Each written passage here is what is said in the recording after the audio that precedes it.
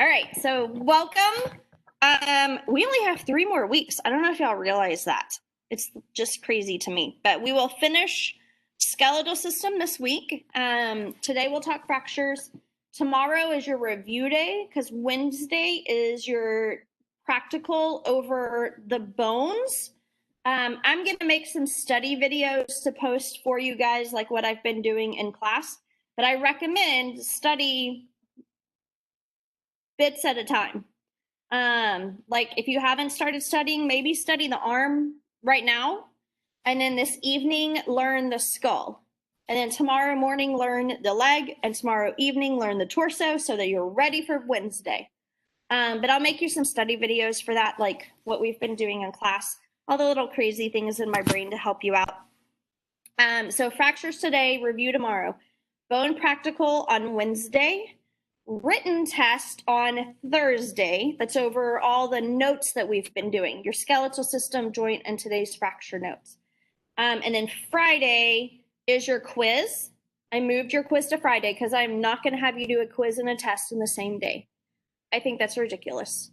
So quizzes on Friday, and then we'll start muscles. Next week is muscles. And the week after is review. We'll do endocrine real fast and midterms. That's it. So we only have 3 more weeks in this session. So let me know, though, if you plan to come back or if you plan on staying home, just so I have an idea. Yeah, just so I have an idea. So let me know.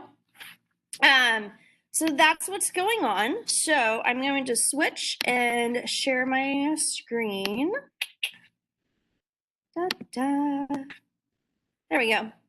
So that we can talk bone fractures today. If you've ever seen the TV show Bones, I highly recommend it. It's really interesting. And all like the bone parts we've been talking about, they talk about in the show.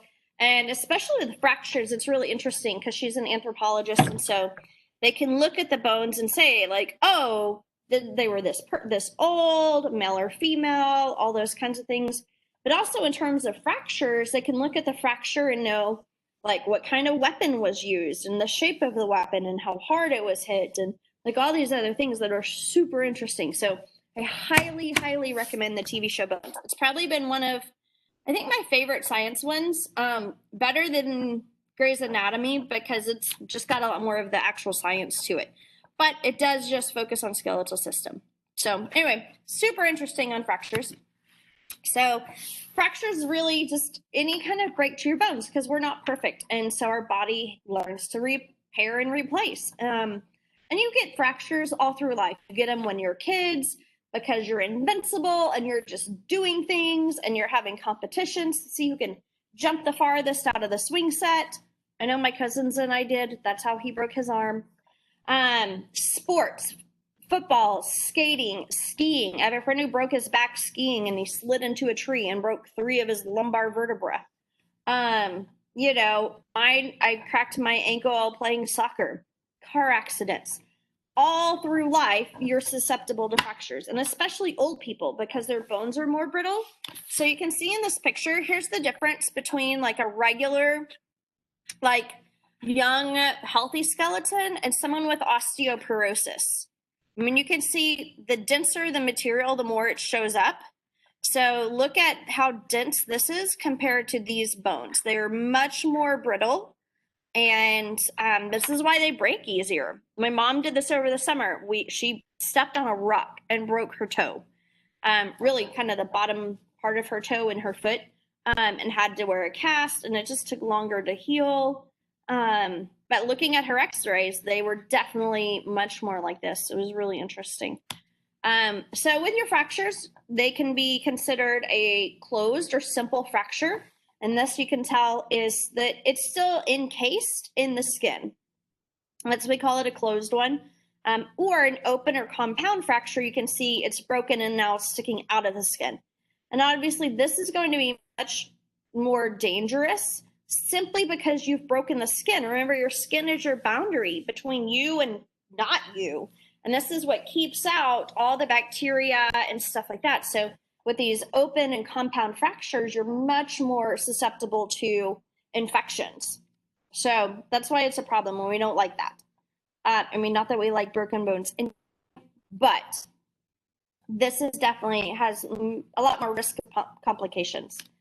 So there's 6 types we're looking at. There's actually more types than this that exist, but these are the 6 kind of most common that we're going to talk about. Comminuted, depression, depressed, impacted, spiral, and green stick. So some of these you can probably figure out just from their name, but we're going to look at them. Comminuted, these have where it breaks into a lot of pieces, and you can see here where there's a break and there's like a piece here and a little chip. I like these pictures that have the diagram and then the actual x-ray, because we are not radiology techs, we are not radiologists and have been to school, but it does at least help you see where the breaks are in the x-ray. So I really like these pictures. So like I said, comminuted, you end up with a lot of different bits and pieces. Again, in elderly, because their bones are so much more brittle.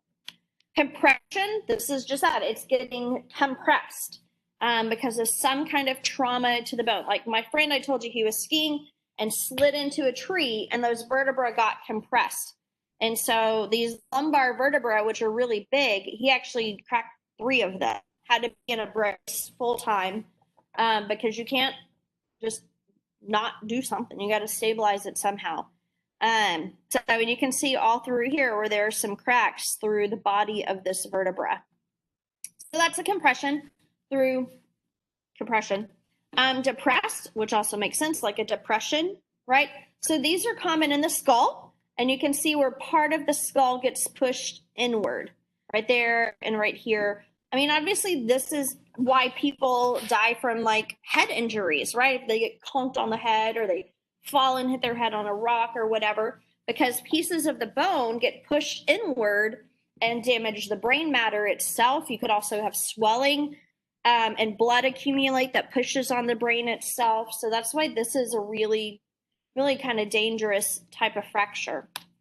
Impacted, this is where the ends are forced together. Typically, like you fall and you try and catch yourself, right? Or like if you jump from a high place and you just kind of stop, like you'd get something like this. So where the ends are forced in together, that's an impacted fracture because it's from a big impact. Spiral is just that, it's a twisting spiral motion.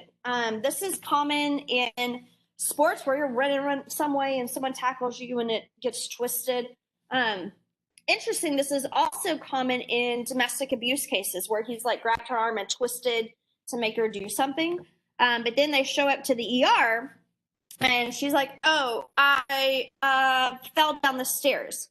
Well, if you fell down the stairs, that would be an impacted fracture, not a spiral fracture. So the x-ray actually kind of shows the truth when people don't tell the truth, that bones don't lie. Okay, so you can see there's a twisting kind of spiraled fracture here rather than being straight across or something. And the last one, a green stick. It's just like, in the springtime or fall or whatever, you pick up a stick and you go to break it, but it still has that green part of the tree still growing through there, so it doesn't break all the way. Same thing with your bones. This is common in children. They have so much cartilage still in there, that hyaline cartilage, as their bone is remodeling. And so you can see the denser part is brighter. So that's all cartilage right there. And so that's why the bone breaks, but it doesn't go all the way through. That cartilage just kind of bends and goes with it. So this is why kids sometimes, when they break it, they actually have to have surgery where they'll break it again and just like break it all the way through, so it's easier for the doctor to realign. So that realigning of the bone is called a reduction. Normally we prefer closed reduction, where the doctor can like work it and get it together on its own, and your body stays nice and enclosed. That's a closed reduction. Open is where they have to open you up and do surgery with pins or wires or whatever to hold it together, especially if there's like little pieces. We need to put those puzzle pieces back together and hold them in place. So that would be an open reduction. Again, healing time, that's going to vary person to person, like how severe is the break, how big is the bone, how healthy are you, how healthy are the bones. How old are you? Like elderly are definitely going to take a lot longer to heal and recover. So I want to see if this will pull up, because this I think is super cool. This is a new type of cast that's kind of in development with 3D printing. And what they do, because if you've ever had a cast, it sucks, right? They are hot and sweat. You get sweaty and they itch and you can't get them wet, but they stink. They're terrible. So what they do is they can x-ray you, do a 3D scan, and then print a cast that completely forms to your body, just like all the wrapping stuff does. This 3D print forms to it and holds it in place. And so it looks like this on your arm, which one I think looks cool, like Spider-Man. Also, can you imagine the tan lines from this? Be really entertaining. But like that's plastic, so it can get wet, you can wash it, it's durable, it's strong, but it's still holding everything in place, but your skin can breathe. So it's a lot, I think would be a lot more enjoyable to wear. And they print it like as two pieces and then snap it together like that. They snap the lower part and the top part so it locks together and just holds there until the doctor can come through and cut those off. So I really like this. It kind of tells you some of like the amount of medical waste that we do each year, and how much has to get transported and incinerated, and how many people are breaking bones all the time. So if you look at the pros and cons, like the plaster and fiberglass, you've had before, they're cheap. They are easy to do. It's low tech, but there's a lot of cons to it versus these, they are a little pricey to set up, but the pros are way there. Plus, I mean, this can be recycled because it's a type of plastic. So I think it's super interesting that that's a possibility. So when you break it, there are kind of 4 parts to the repair process. So you have a hematoma. Remember from your word list, hema means blood. Oma means tumor. You're like, it's a blood tumor. Well, a tumor is an accumulation of cells. So it's really an accumulation of blood cells. So like that's why it bruises a hematoma. So if you break a bone, all those blood vessels get broken. Now blood is filling up that space. So you have a hematoma. Fibrocartilage is going to start to grow across here, and that just helps hold it in place to prevent it from slipping and moving.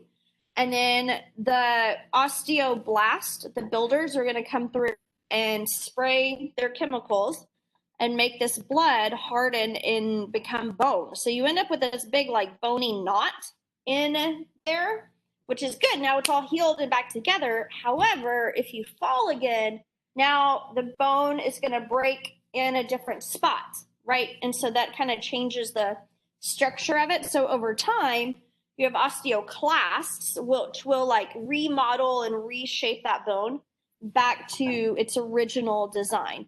And so you still will have damage long term, like, and that's interesting. Like they can look at the bone remodeling and go, oh, that is from a year ago. That injury is from 10 years ago. Like they can tell from the amount of bone remodeling if it's a new break or, if it's been there a while or those kinds of things. So anyway, I think it's all super interesting as well. So, but anyway, that's it on fractures.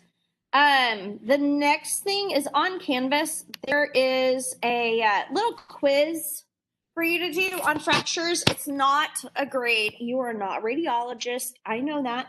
But it's just kind of a fun little quiz for you to and like look at some x-rays and see if you can identify what kind of fracture that is. And that's it.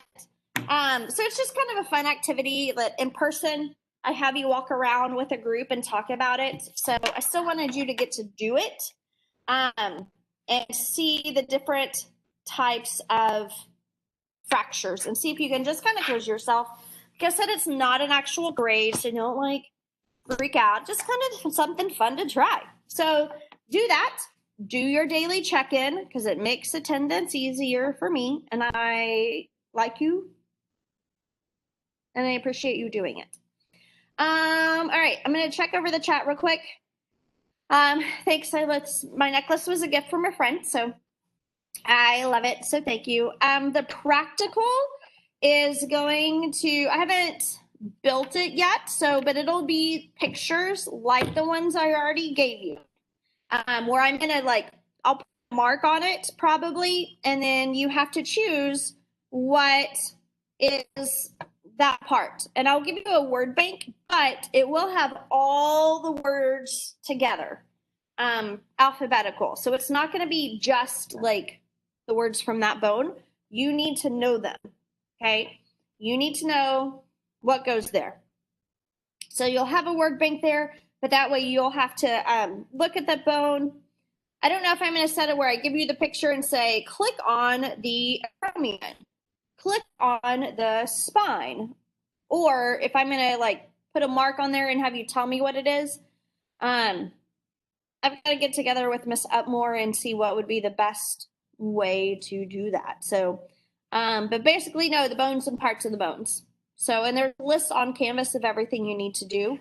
The joint video that was assigned on Friday. I want to, you can use for the sutures in the skull, right, in your pelvic stuff, your vertebra, you can use pictures and talk about those. But your synovial joints, I want to see you. I don't ever get to see you. I see little squares. I want to see you in motion. I want to see you using that ball and socket joint, do a little dance or whatever.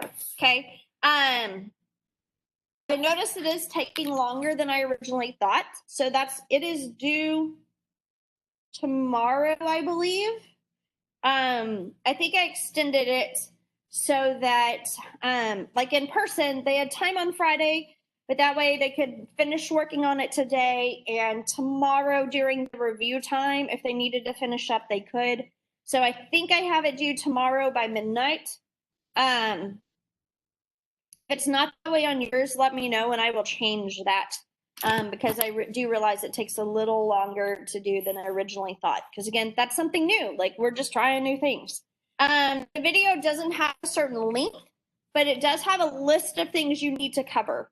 Because I'm going to watch your video and do the rubric, and I'll just click things on the rubric as you do it. So the rubric is exactly what's on Canvas, and you can see it all there to know exactly what needs to be there. So the more clear it is for me to be able to see, yep, they covered that, the more clear it is for me, the better chance you can get your points. So I see it says it's due tonight, so I will change that and have it due tomorrow by midnight. So there's not a certain length it needs to be. I will tell you one of my favorite things, my 7th grade English teacher told me this. Anytime we ask how long does that video need to be, how long does that paper need to be? And so it's become my favorite answer, which is it's like a mini skirt. Long enough to cover the subject, short enough to keep it interesting. So that's what you need to do. Long enough to cover everything you're supposed to cover, but I don't want you just filling time to make 5 minutes. So short enough to keep it interesting.